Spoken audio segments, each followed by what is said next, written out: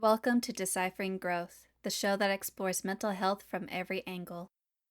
We bring you conversations with personal opinions, stories, and practical tips. We aim to break down the stigma and help you live your best life. So please sit back and let's dive in.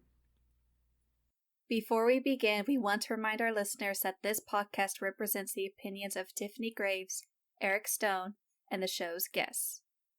The content provided is for informational purposes only and should not be considered medical advice. Please consult a healthcare professional for any medical questions. The views and opinions expressed are our own and do not represent those of our workplaces. Listening, reading, emailing, or interacting on social media with our content does not establish a doctor-patient relationship.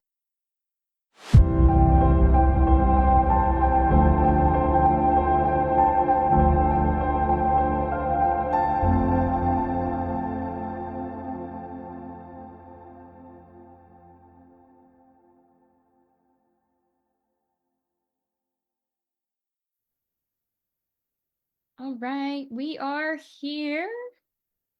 Who wants to Yes, we start have a off? guest. Oh, I'm gonna start talking because I love when we have guests.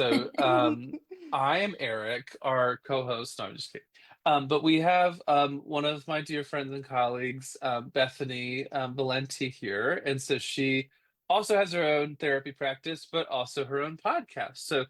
Bethany, I want to make sure you get a chance to introduce yourself the way you would like to today. Thank you. Yeah, I'm Bethany Valenti. I am a psychologist in the Cincinnati area, and I specialize in kind of like struggling with challenges in life that are kind of the way I always like to describe it is like you had certain expectations for life, but then you face a different reality, and that space in between, trying to cope with all of that and redefining moving forward and what that means. So that often looks like grief, eating disorders, anxiety, perfectionism, ADHD, good stuff like that. That's where I feel like I thrive. Although I was trained as a generalist, so I love working with all sorts of clients. And my apologies, Bethany. Bethany is like a family friend. Like I've done Bethany a lot of times. It's Dr. Valenti, so That's I'm all really right. sorry, That's Bethany. okay. You're Bethany to me, but you are Dr. Valenti I'm Bethany to pretty elsewhere. much everybody. I Yes. had a client today tell me that, like, and this is not the first time, but they're like, "Oh, I was calling all my friends about this recent crisis that I had." And I prefaced with all of them that I will be talking with Bethany about this. I I mean, I was like, if you say, "Hey, that's fine," then that's fine with me. I just don't like to shortchange people with the Right. degrees they've gone and spent years and many hours to earn. But we're so glad to have you here. Bethany, one of the things we usually ask some of our counselor friends is like, what drew them to the field of counseling? Mm-hmm. What kind of made you interested or kind of led you on that path? Yeah. So I always kind of like to say it was in my blood.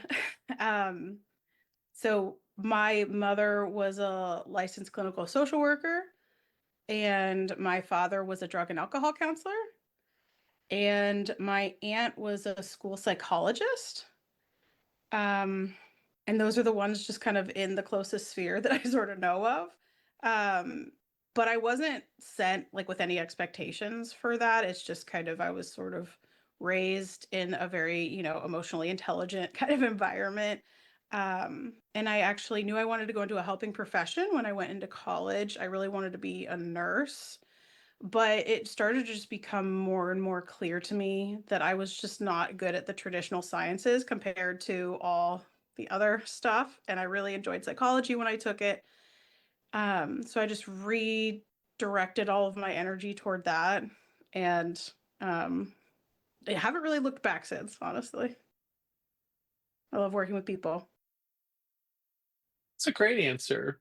Tiffany, when we have guests, I get really excited. So I'm going to do my best to not steal the mic. Is there anything you want to ask Bethany before we get Uh, fully in? where do I start? No. I guess one to follow up is like, how did you land in working with the area, the niche and population that you currently work with? Yeah, yeah. So I'm happy. I'm a pretty open book with this. So part of the reason it's a really major passion of mine is that it has touched me very personally in life. So essentially, when I was 9, my father died by suicide. And then when I was in my first year of graduate school, my mother died of a stroke. And pretty much after that, I was, I was already in all of the studies of everything, and didn't necessarily feel like, because of my background with my father, that I necessarily wanted to like go anywhere in particular. I was actually seeking more drug and alcohol like counseling at the time, not for myself, in terms of like training. But then that happened, and I was learning a lot more about myself, about like where I was a good fit, and I ended up switching to university counseling, which I really loved doing. While I was on internship, they had a grief group there, and I was able to get involved with that and was a part of it for the whole year, and then started a grief group when I went to Miami University, where I was at for 6 years. So I did a grief group for about 7 years straight, with different students. And I Oh, just really loved it. Yeah. I'm glad you loved it. I don't know what your reaction is, Tiffany, but I hear 7 years straight of a grief group. Like I like gulped in my stomach, and I was like, "Oh my god!" My brain went, no. Well, it But wasn't the this, same people, to be fair. yeah. Like, Oh, that's fair. No, I mean, I've I been guess working when you with said, different people for like many years, well, on see, and when you off. said substance use, I was like, "Oh yeah, I'm so comfortable." I was like, that's my lane." I Yeah. was like, and Yeah. then you said grief. I was like, "Ooh." Yeah. Um, Wow. Well, thank you for your honesty, Bethany. We're really Yeah. glad to have you. I mean, it is kind of a segue into kind of our discussion today around the holidays and grief. And so, obviously, those of you listening, Bethany's very much an expert in multiple things. So it was kind of hard for us, honestly, to To pick what pick. we were Yeah. going to talk about today, but this episode will be kind of coming out in between Halloween and Thanksgiving. So we're really excited for this episode, hopefully to bring some support to some people going through some hard things. So, um, Bethany, when you think of grief, holiday Hmm. seasons, uh, I know we've talked a lot about this offline on some different things before, but Yeah. when you hear the holidays, people are getting excited, where does your brain go? Just for some of those folks that maybe their brain isn't going there. Yeah. I was touched by it personally, so I think I sometimes do have some of my own reactions, but I have vivid conversations that come to mind. I actually have faces of clients come to mind who talk about, like, when we were in group, how many weeks we just talked about the looming holidays, that they were coming. And if it was the first year after the loss, like, what were things going to look like without the person there? What family members were they going to be spending the holidays with? And what does that look like? Sometimes it would mean that their main buffer person was gone.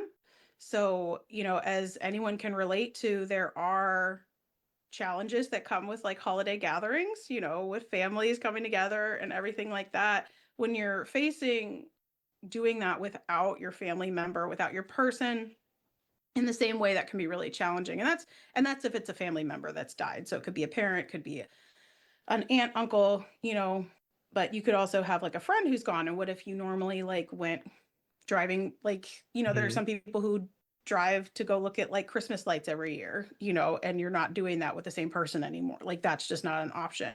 So how now have a choice of, do I maintain that tradition without the person, for instance, or do I just do away with the tradition entirely? And different family members will sometimes feel differently about that.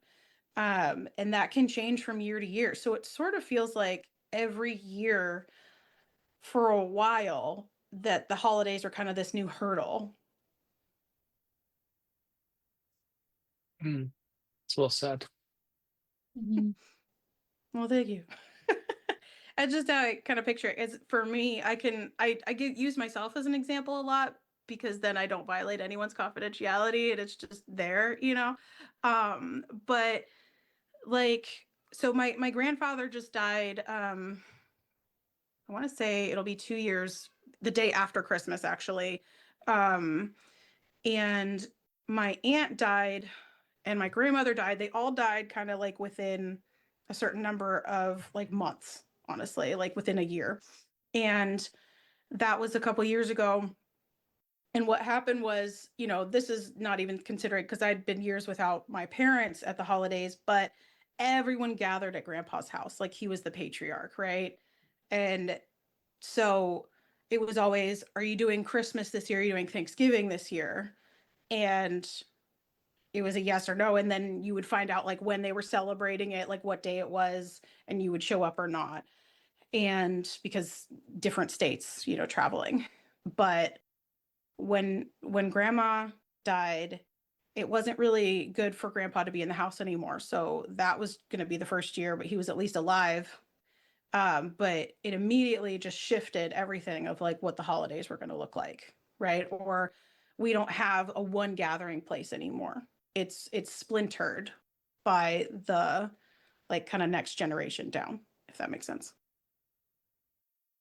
It does. I mean, I appreciate you sharing so openly about your personal journeys and experiences. And I think you've said some really striking things that the holiday season's not a positive feeling for everyone, but there is a lot of songs to movies to shows to just discussion at work or people that, oh yeah, it's positive for everyone. Everyone's looking forward to the holidays. I mean, I'll de-identify it, but I have clients, they get manic this time of year, every year, Mm-hmm. because their routines are thrown off. It's dark, it's cold in the Yeah. Midwest. Like, so they hate the holidays. Like, they've Mm-hmm. consistently hated them. Not Yeah. because they don't want anyone to have fun, but like, it's not always a positive assumption, Yeah. let alone the losses and griefs. But I mean, Tiffany, I guess I'll throw this one to you. Like, why do you think that's the assumption so much that the holidays are always positive and that's the frame most folks are bringing to that? Because positivity sells. No one wants to like turn on their TV, turn on their TikTok, turn on their YouTube shorts and see boo Halloween, boo Thanksgiving, like ooh sad Christmas. Like it's all like it's Christmas time, it's joyful, it's cheer, Mm-hmm. it's all of these like oversold expectations of like it's the happiest time of the Mm-hmm. year. In reality, like it's probably the most stressful, if not the saddest time of the year Yeah. for a lot of people. If you don't mind me jumping in, Tiffany, that makes me think of like it's kind of stitched into the makeup of the holidays to begin with. In some ways, like you think about the traditions of why I kind of picture that holidays have been structured around that season because it is kind of like a bleak, dark time and we want to bring cheer. We need to have a reason to have a celebration or party and to gather. And that's if you separate from like the religious aspects of it. But I could get into the, when Jesus was actually born versus like when we decided to celebrate it, historically. Um, Side note, Which is fair. I mean, they stole the winter solstice they from the did. They stole the pagans. winter So like, I solstice mean, because they were trying to convert the pagans, right? So that's, I like mean, it's what happened. I mean, it's is like that is it's a okay, fair let's point. just yeah, put put it out there. Just put it out there. So but if you think about it, like picture like we're trying to inject cheer into that kind of quieter, colder, darker time. And if you're not here for that, then that's a problem, right? We're literally trying to create Christmas cheer. Thanksgiving, even though it has historical roots in our country, is about being thankful.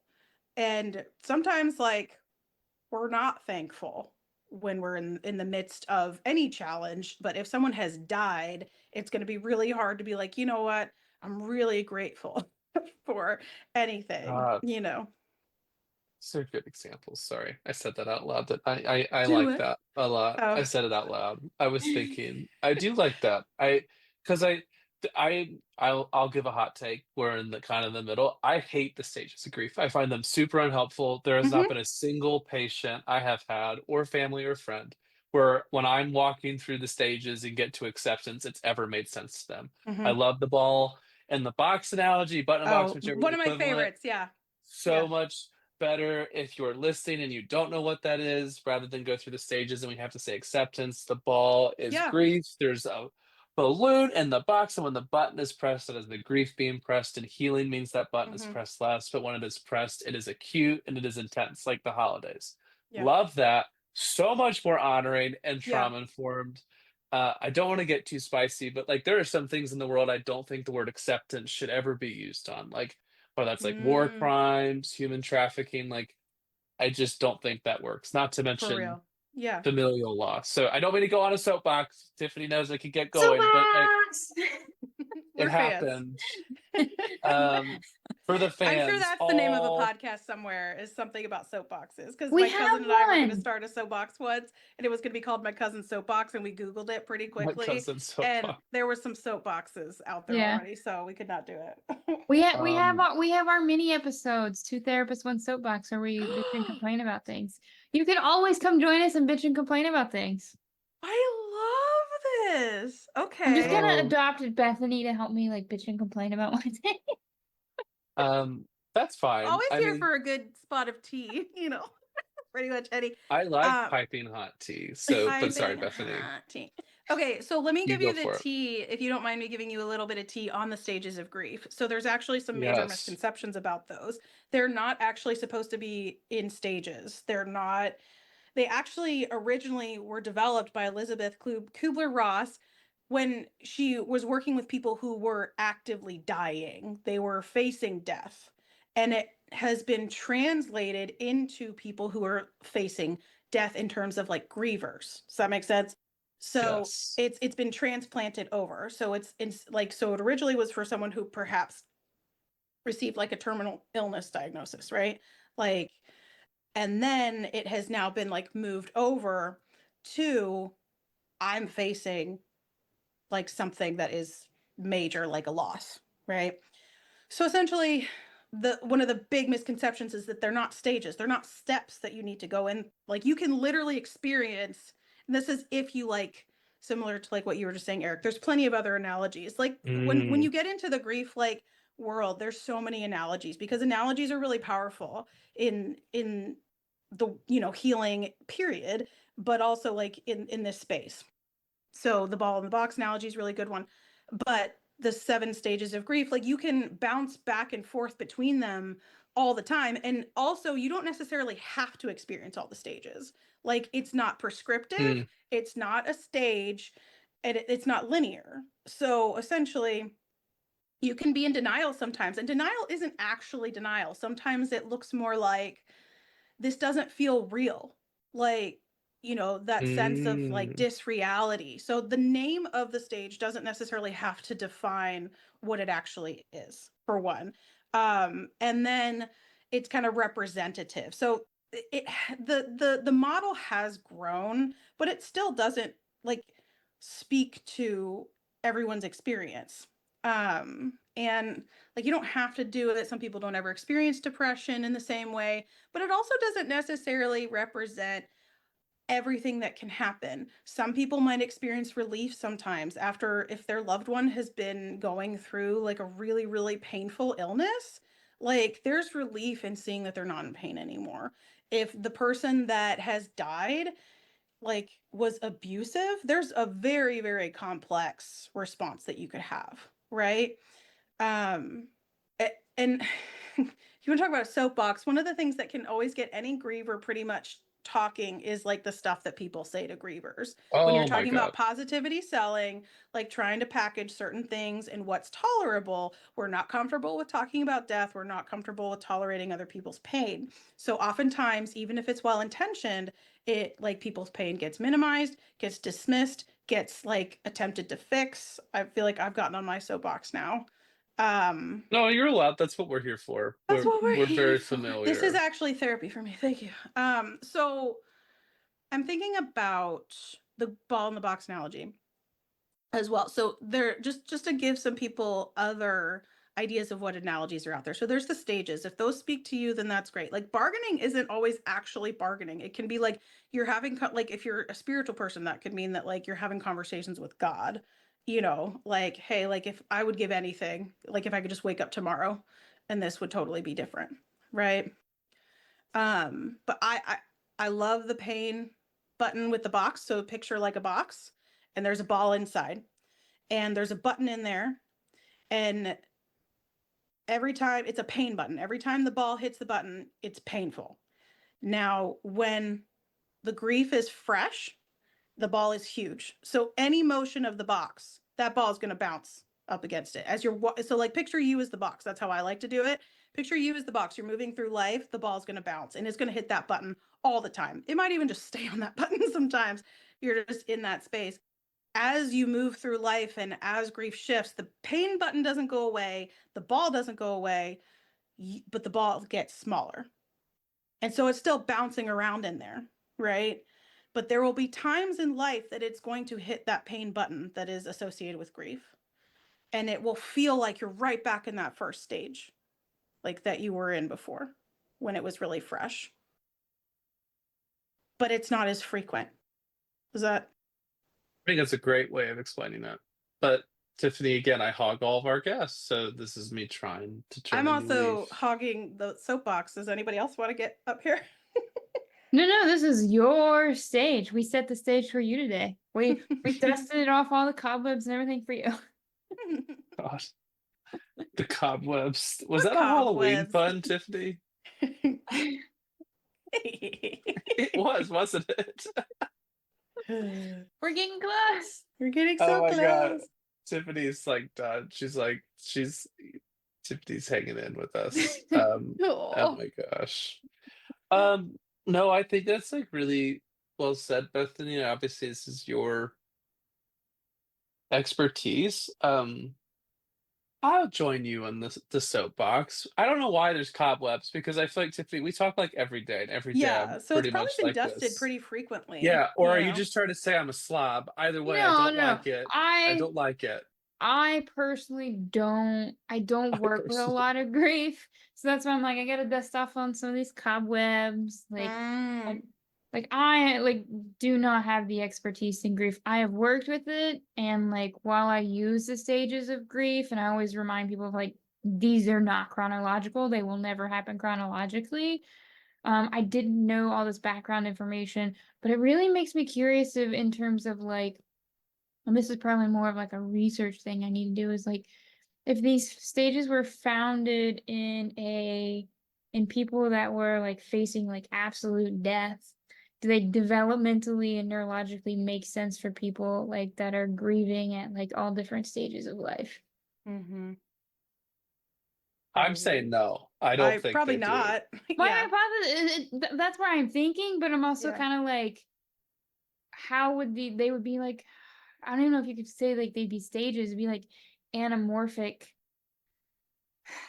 like a, my brain is like imagining like a, Shape-shifting like yeah, like a yeah. shape-shifting creature, or like how a butterfly goes through metamorphosis, like where it's Mhm. so different for every stage of life and the different aspects that you Mhm. would face based on Yeah. the grief bubble that you're in. No, I think I'm driving Eric crazy. no, that's what's really powerful No, about it that was is that it okay. doesn't necessarily It's have to good. be it doesn't have to be when It's good. like it it I'm doesn't sorry. matter when the grief like occurred, like when the loss occurred, right? Like you could be a, a kid. So like, okay, I'll go back to myself because that's just the most accessible, right? Keep going, Eric. I um Don't mind me. I'm just coughing up a lung because cough. Tiffany has got me giggling. I'm so sorry. Are you thinking about Animorphs? Like what, where did we I go? just didn't know where she was going for a second, and I feel like we've done a lot of episodes, so I wasn't sure. But I like your style. You know, you keep me always on my toes, Tiffany. That's why we support each other so well. I love it. I'm always gonna go down the neurological pathway. I was kind of thinking that was where you were going, but then for a minute I'm like, is that where she's going? Is this about to get even more spicy? I wasn't sure. So really, I can't wait to hear what our listeners think I've about heard you're the this. neuro nerd, Tiffany, from the little bit of the podcast I've gotten to listen to so far. Is that like Yeah, we also, that's where if you you're join the Patreon, I do, I haven't done some in a while, but I do like little breakdowns of the neurological cycles that happen in your brain as well. stop. Oh yeah, Way Tiffany's the to sell neuroscience it. expert. Just sell it. I know. I appreciate that. We need you. We need you. I Hey, need her. we have some on anxiety and depression. You just copy, paste, share with people. Love it. Love it. Love it.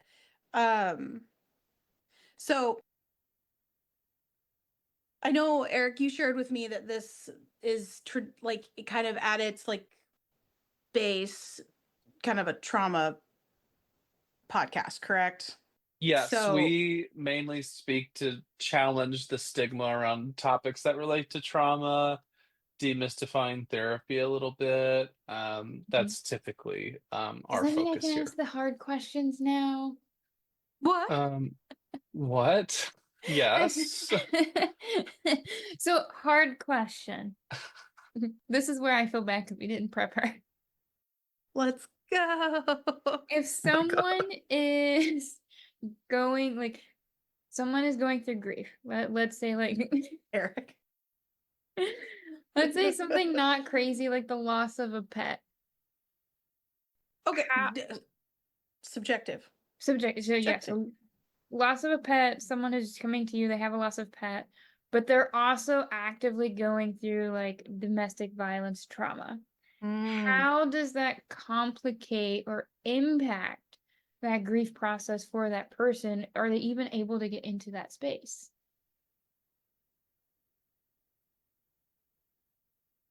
So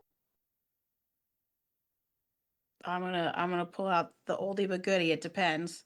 Most likely, I would very much envision that like part of what depends is that similar. So okay, I really liken a lot of trauma response to kind of like the TBI, right? What we know about TBI is that it can be really profound, but we don't always know how the individual person is going to react to potentially the same type of trauma, right? Like it's very individualized. And so that can really translate, in my opinion, to trauma. And that comes through in grief because I conceptualize grief as a type of trauma. Even if the loss itself was not like the death, like they didn't witness it or anything like that, you know. Um, so so much of that there is a trauma response. Now, one of the things that we know is that that cannot be processed in the moment. And if there's other things that we need to prioritize, like survival, then that's going to get prioritized and set aside.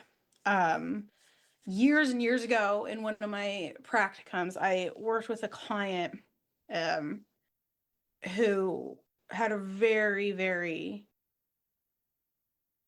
big T, little t, all the T's type complex trauma since childhood.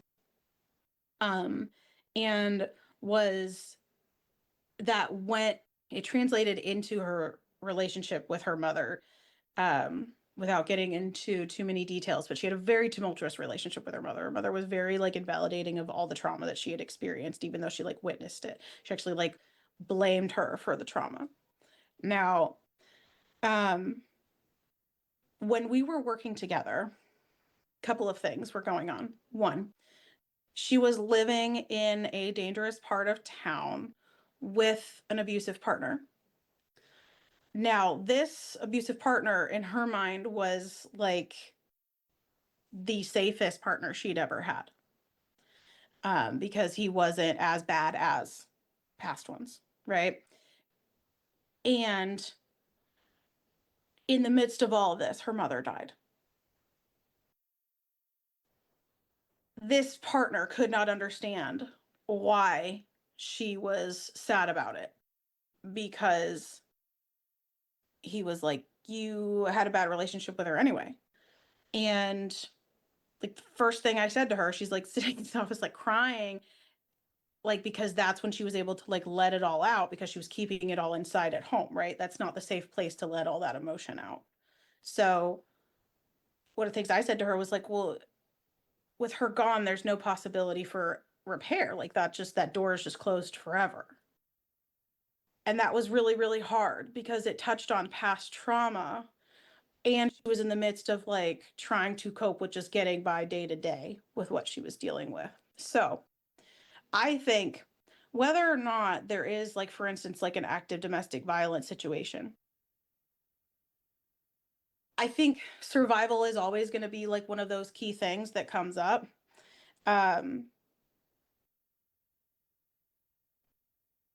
And because of the way the world treats grief and loss, if there's already trauma going on, you may not have time to grieve it, but sometimes the world just also doesn't really let you grieve it in the way that you may need to. So, for instance, so we've talked about kind of like one really extreme example, right? Less extreme example.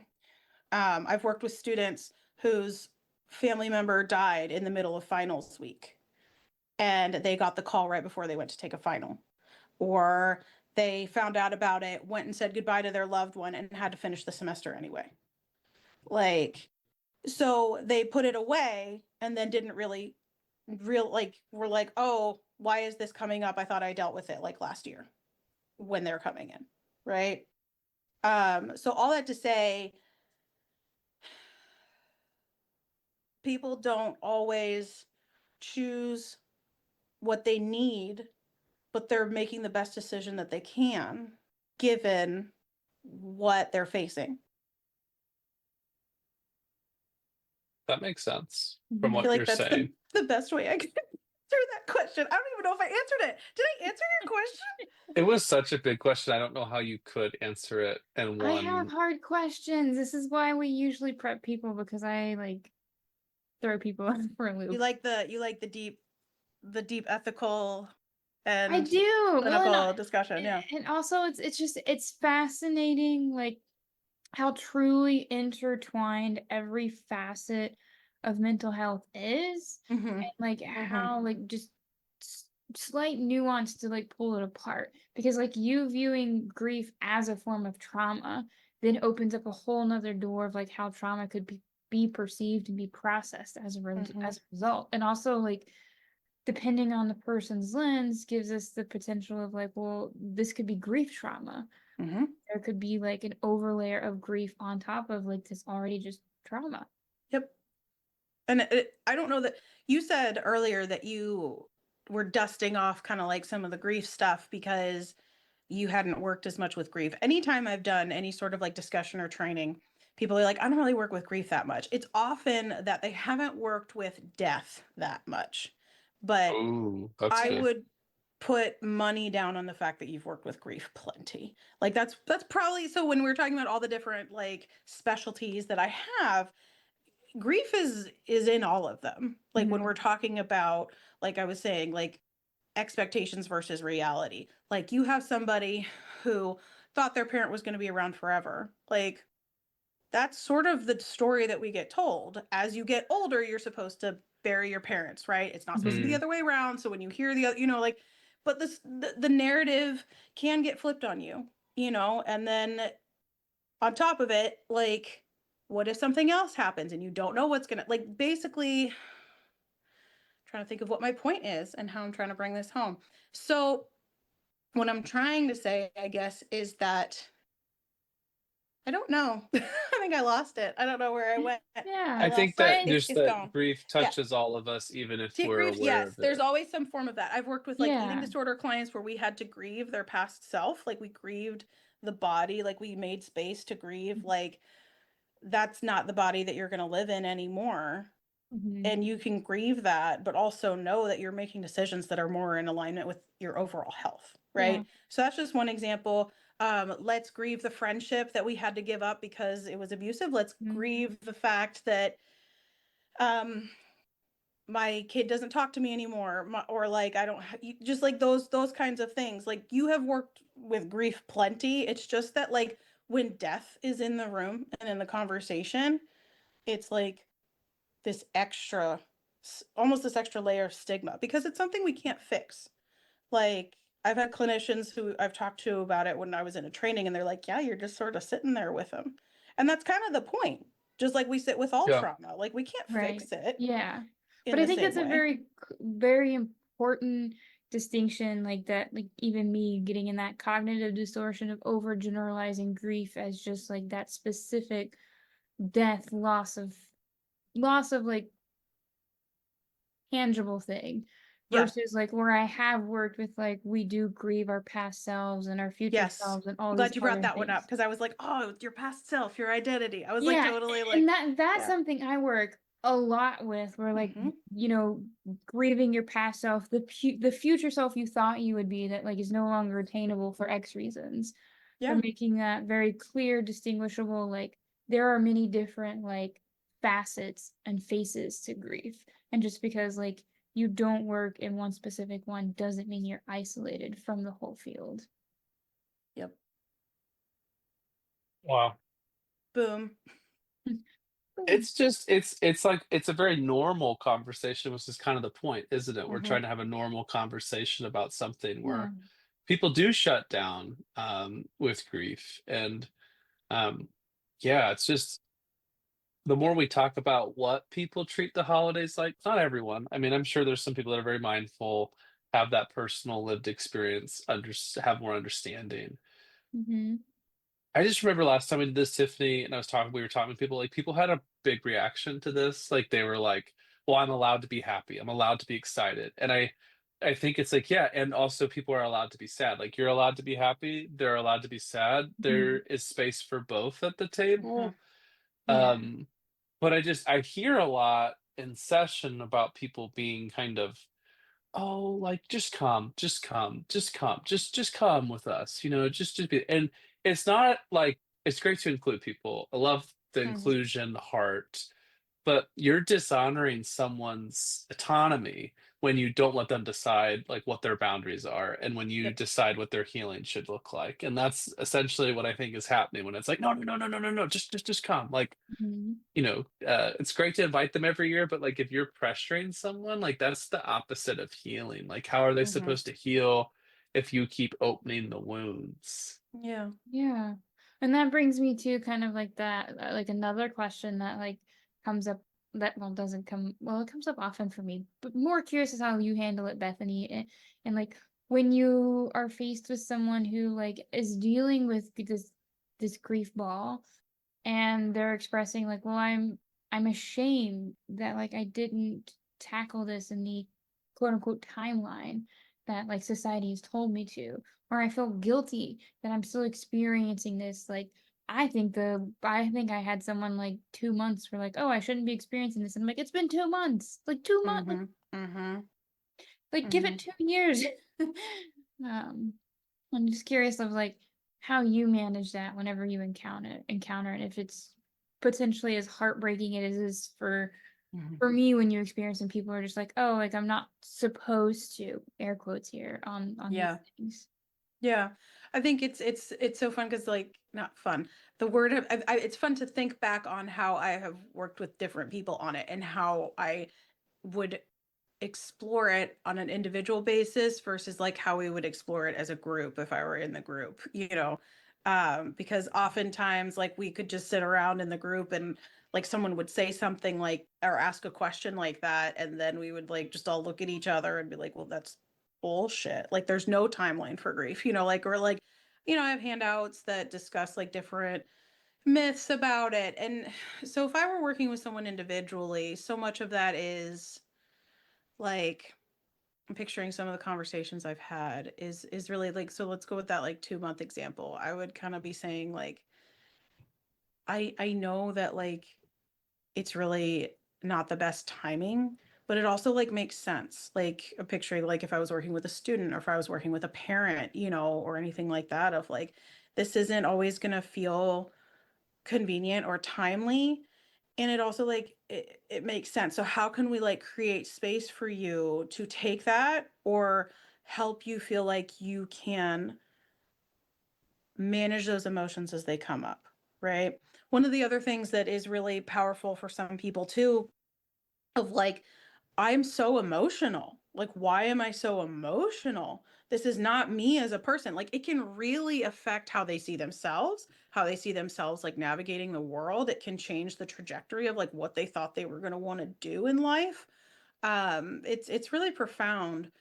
And so I'm thinking of what I often talk with people about is it's like one of the like understandable, sometimes I say understandable instead of like normal reactions is to be very emotionally raw. Like your window of tolerance is not what it normally is. And if you picture kind of like where your normal threshold is, just kind of shave some layers off of that. Like you're not going to be as patient as you normally are. You are not going to be like tears. So I still remember feeling like when I was fairly like thinking like, like I'm getting through most days, I'm fine. But if we touched on that subject, if I like just kind of like let it rise to the surface, it was just like right there and I would just start crying, you know. So it's still accessible. It's not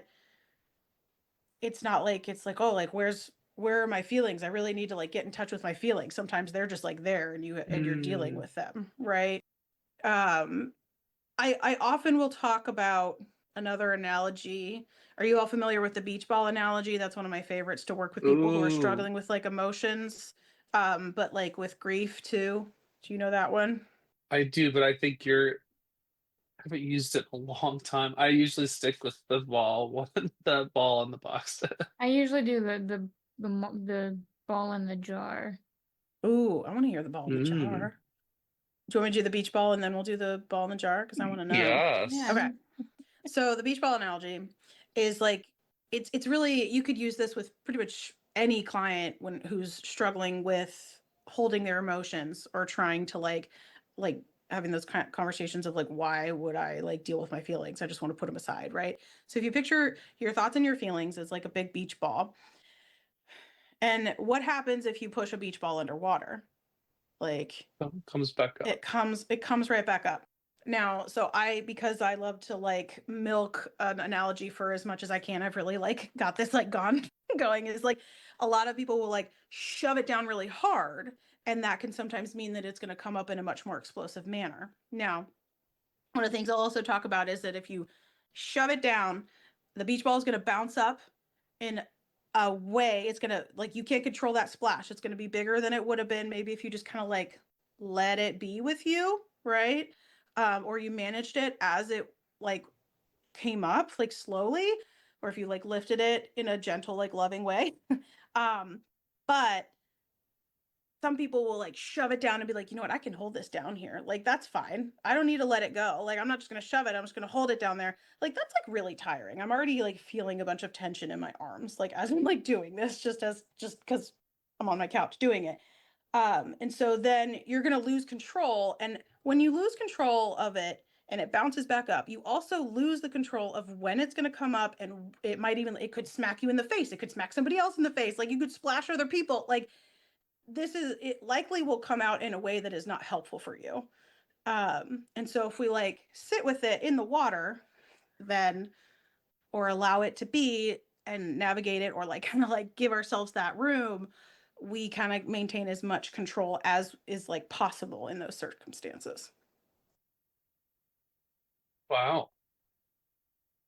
I wish I was smart enough to remember that in this moment to use, but I may have to read that again I because I think that's I like how helpful that could be for a lot of Mhm. people. I made it much longer than it needs to be. You could literally just the beginning of it of like what happens if you shove it up. No, Shove it no, I down. It'll think come you did right a back up, great. and you lose control over when it's gonna.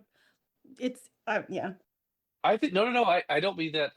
I really thought it was like well said. I think it's like really good. I'm wondering like if I were listening to this, I'd probably listen to it again, like just another time to. But that's how I learn. I don't. I'm Hmm. sure someone listening to this could learn differently and maybe visually. Can I hear the jar one? The jar. Oh, okay. So, do you guys remember, and this might be showing my age, but do you remember the marble jars that your teachers would have on the desk? Hmm.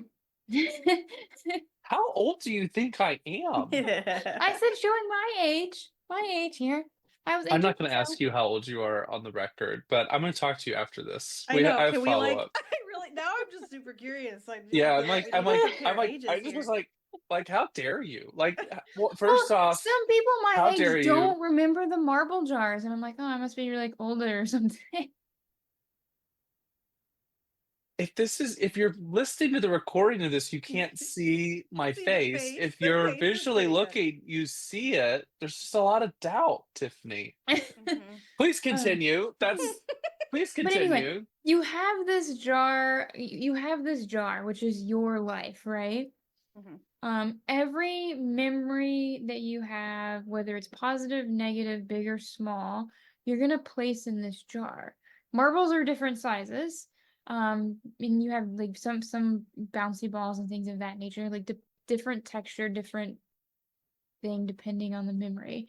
And I always tell people, I was like, this is like you taking like a, pool table ball and putting it in with your marbles. It's Oh, going to okay. take up a lot of your space. It's going to take up a lot of space. You're going to notice it right off the bat. It's going to be like, oh my gosh, why is there a pool table ball in my marble jar? But I always remind them, like, as you're adding more life experiences and more unique experiences, that ball becomes more incorporated and a part of your life. And so it doesn't become so shocking when you do see it and when you do notice it. You can go, oh yeah, there is a pool table ball in my jar. And I feel that's like that was a savvy explanation, Tiffany. I really like I'm that. proud of you. The doubt face is gone for any listeners who. But I very I worth guess looking for as that face though. I felt like that was a very meme worthy face. Like you could put a well, caption on Hey, that. hey, we don't restrict people from cropping these, by the way. that goes both ways, Tiffany. I'm just saying. I'm just like, that's fine. But just remember, we used to meet really early, and there are recordings of us meeting really early in the Me being morning. deadpan, like I want to kill the world. I'm not It's going to too early. speak to it because I'm loyal and protect you. But it's They're out all there. on YouTube. They're all on YouTube. Oh, But I'm I'm gonna here to go find protect you. these.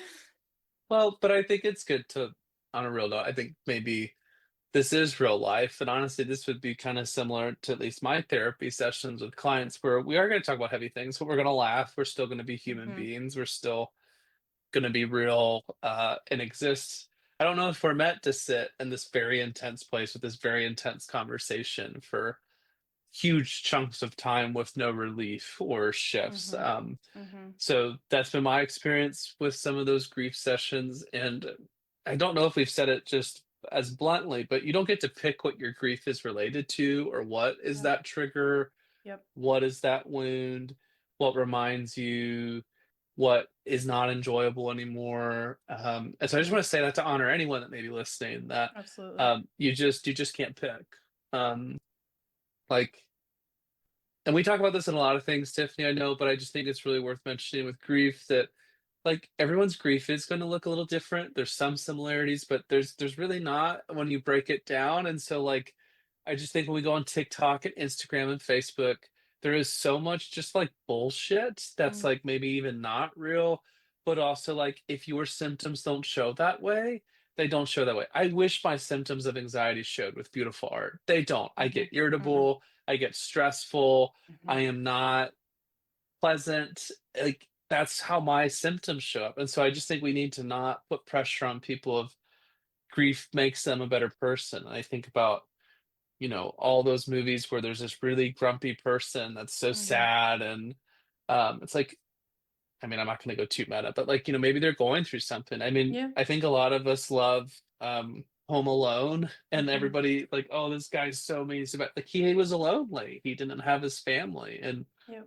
I think all of us would be very crusty without connections to those communities we have. So that's my little plug, just for honoring some people because I think I love the access to information for mental health, but I think it can put this pressure of like, oh well, I'm not a TikTok influencer. Or I don't make art. I don't clean my house and have this thing to show from my stressed out state. Yeah. It's not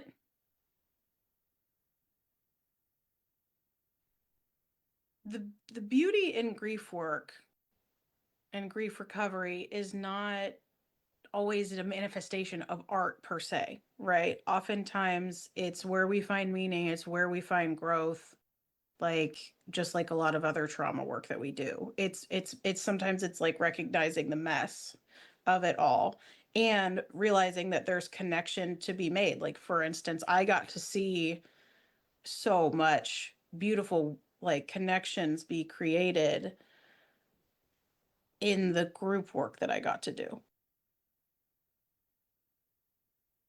The community that you get that you didn't know you were going to need, that you couldn't find somewhere else.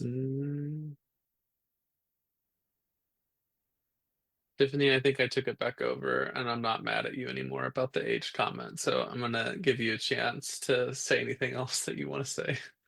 I think if I say anything else, we'll be here way too long. So No.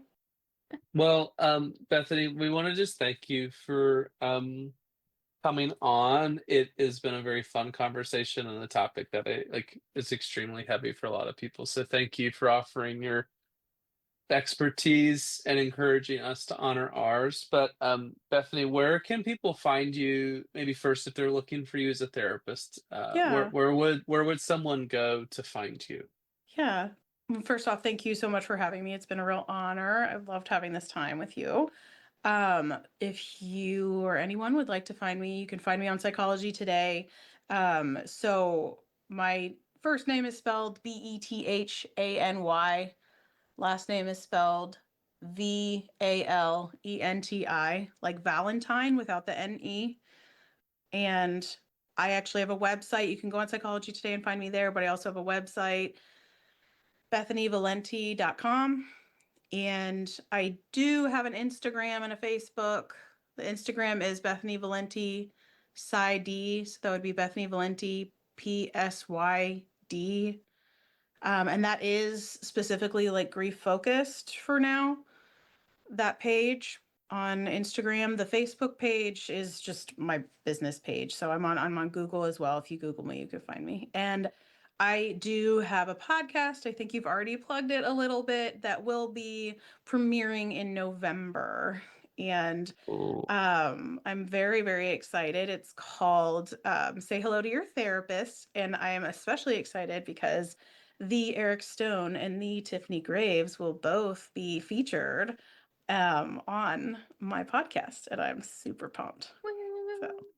I think Bethany's a natural at podcasting, but this is just, I don't know. She was so like, I don't know, Bethany, I feel like you're relevant. So I'm like, maybe we were nervous. I got nervous. That's what I'm gonna say. I got nervous recording with such a pro. So Oh, no, really please. honestly. You're And the pro. some of my favorite therapist friends I know are some of the people you're interviewing, Bethany, and you're Mm-hmm. wonderful. So I really would Thank you. encourage people to take a listen to it. It's really it's a lot of fun. Yeah, I'm so grateful. Thank you so much, both of you, for coming on. yeah, you're very Yes. welcome. Well, and I'll just close this out. Maybe Tiffany was just saying, if you are listening to this and you're still maybe feeling overwhelmed, maybe activated or stressed, maybe just giving yourself that recognition that you're noticing those things right now. Maybe deciding while I'm talking right now on what you will do with that energy. Do you go for a walk? Do you listen to music? Do you reach out to someone? Do you connect with one of your animals around you or people around you? But try not just to sit with that energy.